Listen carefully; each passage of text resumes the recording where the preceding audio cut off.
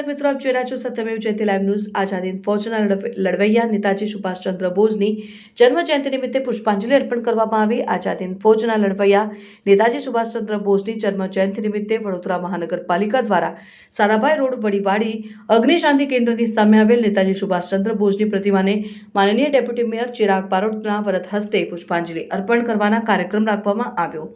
Band બાજા સાથે જન્મદિવસની ઉજવણી કરવામાં આવી, જેમાં સયાજીગંજ વિધાનસભાના ધારાસભ્ય કેયુર રોકડિયા, કાઉન્સિલર રાજેશ પ્રજાપતિ, કાઉન્સિલર રીટાબેન સિંહ, કાઉન્સિલર સંગીતાબેન ચોકસી, સાંસ્કૃતિક સમિતિના અધ્યક્ષ તમામ લોકોની ઉપસ્થિતિમાં પુષ્પાંજલિ અર્પણ કરવામાં આવી હતી।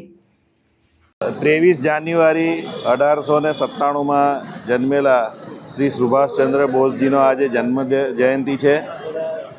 તુમ મુझे खून दो मैं तुम्हें आज़ादी दूंगा અને જય હિન્દ જેવા પ્રજામાં શક્તિનો સંચાર કરે એવા નારા આપી અને એક આઝાદ હિંદ ફૌજની રચના કરી અને દેશને આઝાદ કરાવવા માટે એમણે એક હિંસક અભિયાન ઉપાડ્યું હતું અને એમાં એમણે પોતાના પ્રાણોનું બલિદાન આપી અને દેશને આઝાદ કરાવવા માટે જે એમનું બહુમૂલ્ય યોગદાન આપ્યું છે એ કદી ભૂલી શકાય એમ નથી।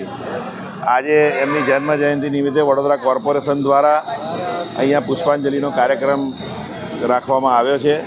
ફરી એક વખત એમને સત નમન કરું છું।